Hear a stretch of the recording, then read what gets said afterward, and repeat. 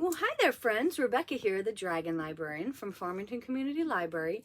And Calla and I are here today to talk to you about a book that we think is really, really special. We just recently read it and we still can't stop thinking about it. It's a book that totally took me by surprise. I really like the author, but I was not expecting this book. I was expecting to be entertained and think it was kind of fun, but I was not expecting it to blow me away like it did. It's already, I would say, one of the best YA books I've read so far this year.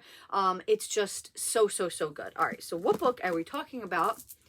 Delicious Monsters by Liselle Sambury. Delicious Monsters. Now, Liselle Sambury has written the duology Blood Like Magic and Blood Like Fate, which are both really great books.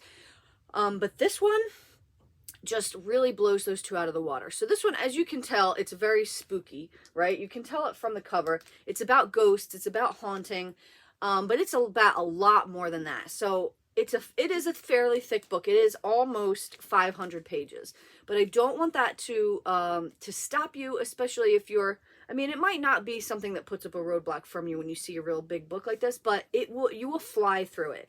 The intensity of this and the questions and the twists and turns will just keep you propelled through this book, I promise.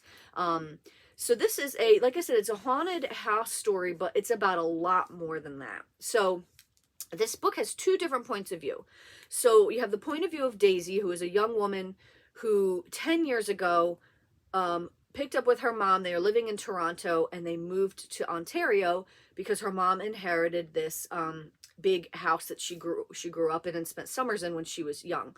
So she inherited this house from her uncle and is now they're going to live there. So but one thing you have to know about Daisy is that she sees ghosts. So she can see dead people. She's been able to see them their whole life. And she's thinking that hopefully maybe now out in the country, it won't be that gift or curse, however you would want to call it, won't be as much of a problem as it is in the city where there's dead people all over the place.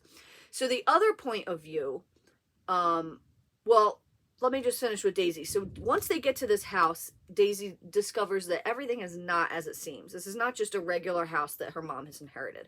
There is a lot of supernatural activity going on at this house, and most of it is very menacing and negative energy. And she realizes that her gifts or curse, whatever you want to call it, may not be up to the task of handling whatever is going on with this house.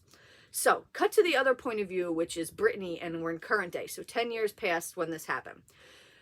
I thought that it was really cool that the time difference between the two was such a small amount, because a lot of times when you're reading books with dual point of views and it's a dual timeline, one is set like really far in the past and then one is set very present day, which is really cool, but at the same time it seems sometimes hard to connect the two emotionally.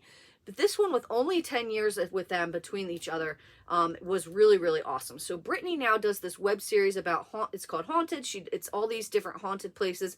But her real dream is to focus primarily on Black girls that have gone missing. So that's what she really wants to do. And she's also trying to get out from the really toxic relationship that she has with her mother. Her mother was abusive to her whole life. She went and stayed at this house in Ontario, the same house that Daisy and her mom moved to. And it has been called now the Miracle House, because as soon as Brittany's mom has stayed there, she has transformed her life and she's so much better now and loves her daughter and all this stuff. So Brittany is interested to check this house out because, number one, she wants to try to get out of from under the thumb of her mom, and also because she knows that something happened with Daisy back in this house, something terrible, and she wants to try to get to the bottom of what it is. So you have both of these stories going on, one 10 years in the past, one currently, and both of their timelines eventually meet towards the end of the book, and it is an explosive, incredible thing. There are so many twists and turns in this story. I could not guess them all. They were incredible. There's a lot of other stuff, though, that's going on in this book. It's not just a scary, spooky ghost story. Okay?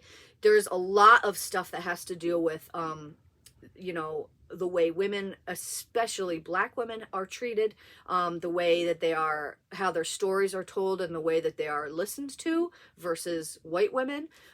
There's the theme of like missing girls, missing Black girls, and how they are generally not thought of. People don't seem to care as much as when black girls go missing. There's a lot of other stuff going on in this book, and I don't want to give it away because it will set it will give a little bit of a spoiler of some of the secrets that are going on here. But a lot of this is just basically both of these girls in their own times trying to get to the bottom of this house and what is going on with this house. I cannot stress enough how good this book was. The writing was phenomenal. Everything about this book was just so good. It was spooky, it was intense, but it was also really beautiful because both of these girls, I just loved them so much, and I was just rooting for both of them, particularly Daisy, but I loved Brittany as well. So this is a book that I think everybody should be reading. It's so amazing. Highly recommend it. Delicious Monsters. Well, that's what we've got for you guys today. I hope that this book sounds just as exciting as I found it to be. If so, please feel free to check it out from Farmington Community Library. It's so incredible. And then if you end up liking it, please shoot me an email or send me a message. Let me know what you thought. I'd love to hear your thoughts on it. Thanks so much for watching, friends, and have a wonderful rest of the day.